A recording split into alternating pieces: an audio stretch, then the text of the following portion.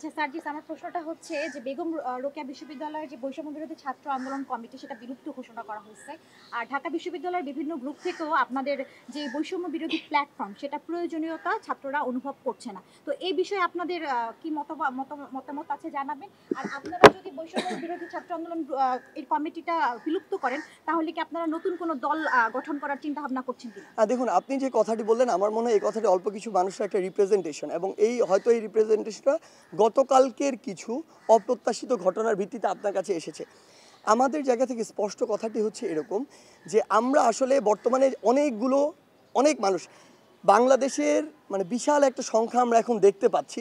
হঠাৎ করে আওয়ামী লীগ বিলুপ্ত হয়ে যাওয়ার ফলে, বিলুপ্ত বলতে আমি এমনটি বোঝাচ্ছি ক্ষমতার পতন হওয়ার ফলে, যখন বর্তমানে একটি অন্তর্বর্তীকালীন সরকার রয়েছে, বিশাল একটি সুবিধাবাজ গোষ্ঠী যারা সবসময় সবার আসলে যখন যেখানে পায় তখন সেখানকার খায়, এমন চরিত্রের বিশাল একটি গোষ্ঠী এখন আসলে, তার আগে ছিল ছাত্রলীগ, যুবলীগ, আওয়ামী লীগ, এখন একটি নতুন রূপ ধারণ করেছে।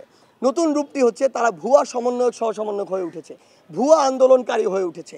তারা তাদের জায়গা থেকে বিভিন্ন কমিটি তৈরি করে, আমরা এমনও পেয়েছি যে উত্তরা 12 নম্বর সেক্টরে নাকি একটি কমিটি হয়েছে যারা মসজিদে গিয়ে মসজিদ কমিটিকে পদত্যাগ করতে বলেছে। অথচ আমরা বিশ্ববিদ্যালয় ভিত্তিক শুধু কমিটি দিয়েছিলাম আমাদের জায়গা থেকে, শিক্ষা প্রতিষ্ঠান ভিত্তিক। সেই জায়গা থেকে এই মানুষগুলো তাদের ব্যক্তিগত উদ্দেশ্য হোক, কিছু রাজনৈতিক উদ্দেশ্য, সেগুলো বাস্তবায়নের জন্য এমন কিছু কাজ করছে যেগুলো অপ্রত্যাশিত। আমাদের জায়গা থেকে আমরা মনে করি যে বৈষম্য বিরোধী ছাত্র আন্দোলন যারা সমন্বয়কদেরকে আপনারা দেখেছেন এই বিগত 1.5 মাসের অধিক সময়, কোনো একজন সম্পর্কে আপনারা যে অভিযোগগুলো করছেন এগুলো যদি করতে পারেন, ইভেন আমার সম্পর্কেও যদি করতে পারেন, আমরা কথা দিচ্ছি ওই একজনের দায় নিয়ে তাকে পদত্যাগ করিয়ে তার জন্য আইনগত যে ব্যবস্থা নেয় আমরা সেটি নিব।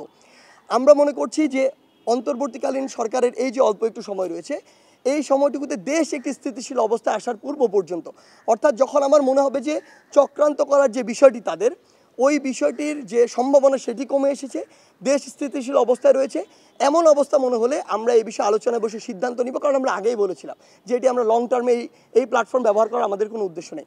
তখন আমরা এটি সিদ্ধান্ত নিয়ে যা করার এই প্ল্যাটফর্মটি নিয়ে সেটি সিদ্ধান্ত নিয়ে আপনাদের সবাইকে ডেকে আমরা জানিয়ে দিব, শেষ করে জানিয়ে দিব। এবং আমরা এটি স্পষ্ট করে বলি কেন আমরা এটি বলছি। কারণটা হচ্ছে, এখনও আপনারা সবাই জানেন, আমরাও জানি, অর্থনৈতিকভাবে হোক, আইন শৃঙ্খলার দিক থেকে হোক, বাংলাদেশেও স্থিতিশীল অবস্থায় আসেনি।